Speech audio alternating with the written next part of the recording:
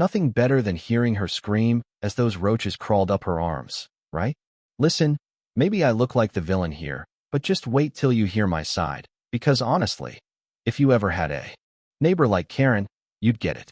So here's how it all blew up one Friday evening. Just as the sun was fading and I was heading out to grab an Amazon package, something boring like socks or a phone charger, can't even remember.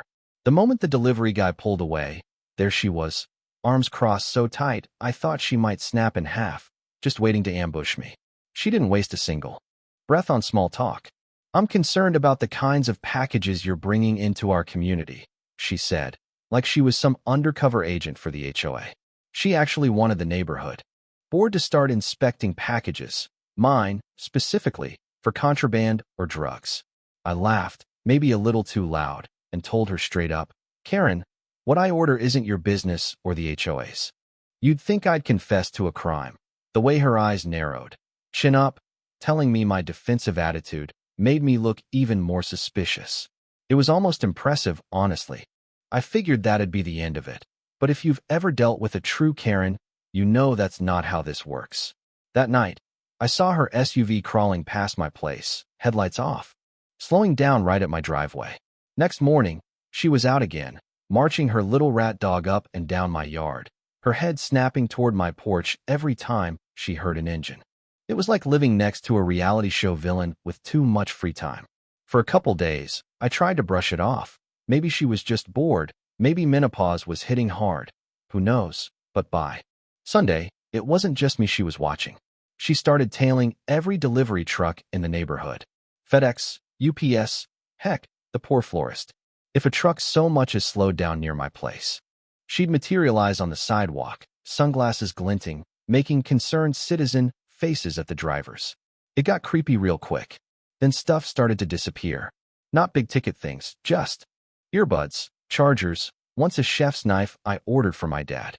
At first, I thought maybe the delivery folks were getting sloppy or porch pirates were making rounds. But all my order confirmations said, "Delivered," and nobody else on the street was having stuff go missing. Only one person in the HOA had both the nerve and the free time to mess with my porch like that. You know who. But suspicion wasn't enough, so I checked my camera footage. Caught a pair of sneakers snatching a box, but the angle was garbage, just the edge of a shoe, and a package vanishing off-screen. That wasn't going to cut it. So I went to my neighbor, Tom, whose Ring cam faced my place from the side. "Mind if I check your footage?" I asked. Tom's cool, the kind of guy who brews his own beer and loves a little neighborhood drama. He just grinned and pulled up the app. There it was, in glorious HD. Karen herself, sunglasses halfway down her nose, glancing around like she was in a spy movie, then snatching my package and tucking it under her arm like she'd just won bingo night. I replayed it 3 times, first boiling mad, then honestly, I just started laughing. The way she strutted back to her driveway, she looked proud. Most people would have stomped right over, started yelling, maybe called the cops. But I wanted something memorable. That's when the plan hit me. If Karen liked snooping through my mail so much, maybe it was time for her to get a special delivery, one she'd never forget. The next day, I hit the local pet store, and the clerk, a high school kid named Austin, gave me a weird look when I bought 2 tubs of feeder roaches. "Got a lizard at home?" he asked. "Nope, just a little home project," I said, trying to keep a straight face. He looked like he wanted to ask more, but luckily, he didn't.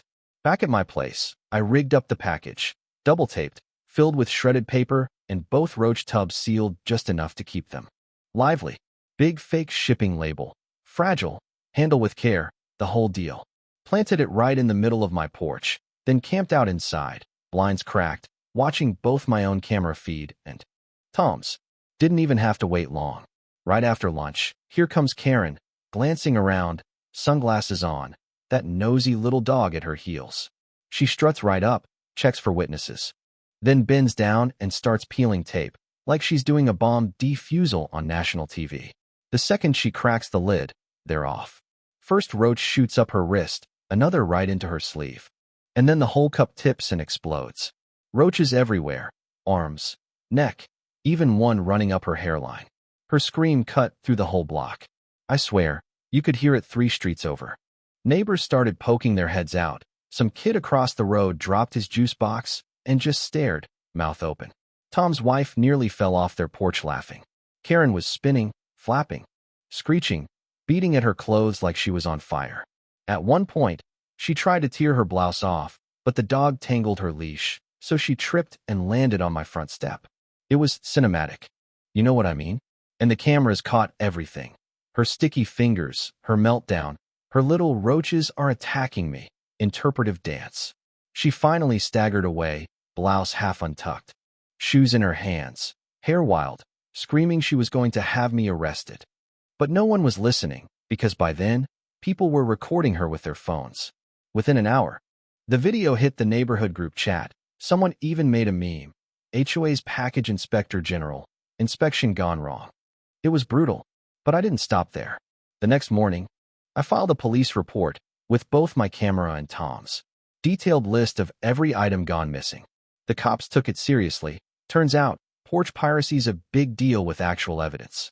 Karen tried to play the victim, claiming I'd assaulted her with biological agents. But when my lawyer played the footage in court, it was a wrap. Even the judge had to cover his mouth. Karen, caught trespassing, stealing, and freaking out with a roach necklace. The verdict? She had to pay for everything she'd stolen, cover my costs, and do probation for theft. HOA stripped her of her little neighborhood watch gig, and guess who they replaced her with? Tom. Yeah, karma's got a sense of humor sometimes. Now, every time Karen walks her dog past my house, she stares daggers, but keeps her distance. My packages stay right where the driver leaves them, and the legend lives on. Karen, the roach queen of Maple Lane. Sometimes, when folks bring it up, I just shrug and say, she opened the box. I just provided the surprise. But let's be real. Did she get what she deserved, or did I go too far? Drop your thoughts below. Whose side are you on? And if you ever had a neighbor like Karen, well, tell me your wildest story. Smash that like button if you believe in porch justice, and subscribe for more real HOA drama, because around here, you never know what's crawling your way next. Thing is, you'd think after the whole roach fiasco and that court verdict, things might finally settle down around here. That maybe Karen would find herself a new hobby or at least learn to steer clear of my porch. But, no. If anything, she just got sneakier, like she'd taken it as some kind of personal challenge, and honestly, I should have seen it coming. I mean, people like her don't just drop the bone, you know?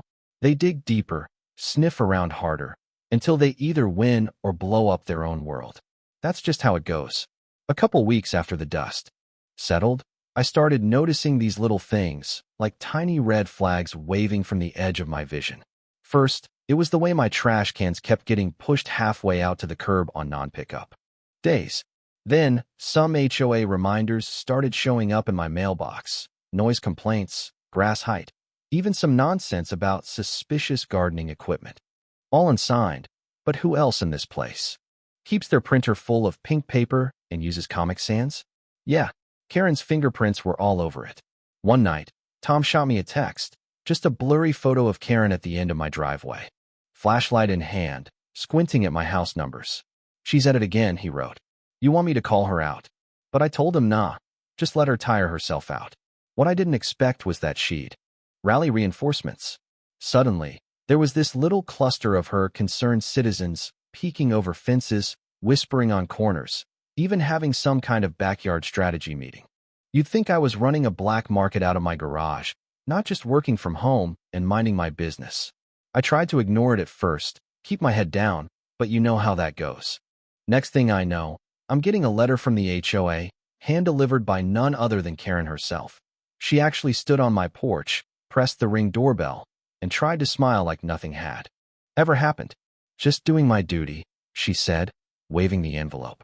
We need to talk about your compliance. The nerve on this woman. Honestly, I almost admired it. I just took the envelope, kept my face straight, and closed the door, not even bothering with a word. But that night, something about her tone just kept echoing in my head. Compliance. Like it was some kind of threat. I opened the letter, expecting some ridiculous fine or new complaint, but what I found made me actually laugh out loud. She'd typed up this entire community standards action plan, demanding I submit a weekly report of my package deliveries, install a different mailbox, and even let her inspect my backyard shed. like we lived in some twisted version of Stepford Wives Meets Cops. At the bottom was a place for my signature, as if I'd actually sign off on my own surveillance. I could have ignored it. Heck, that's what most people would do. But sometimes, you get tired of playing defense. So I grabbed my phone, called my cousin Maddie. She's a lawyer in town and, more importantly, has zero tolerance for HOA overreach. Send it to me, Maddie said, half laughing, half furious. If they want to fight, I'll give them one. Within a day, she drafted a formal response and CC'd every board member, pointing out all the privacy violations, the targeted harassment, and the little issue of package theft already on Karen's record. She even quoted state law, which is basically legal napalm in an HOA squabble. I guess the board realized pretty quick that they'd bitten off more than they could chew, because the next week, the compliance letters stopped. Karen, though, she couldn't let go. I'd catch her in my side yard, pretending to photograph weeds, or pacing in front of my house, phone up like she was documenting the downfall of Western civilization. The real twist came when her little posse finally turned on her. Seems even the nosiest. Neighbors get sick of drama when it lands them in legal hot water. One by one, her supporters drifted away, and next thing I knew, Karen was left out there on the curb, barking at shadows. Tom and I started calling it the Great Neighborhood Cold War. Every so often, I'd see Karen peering through her curtains, glaring like she was still planning her comeback. But honestly, the power had shifted.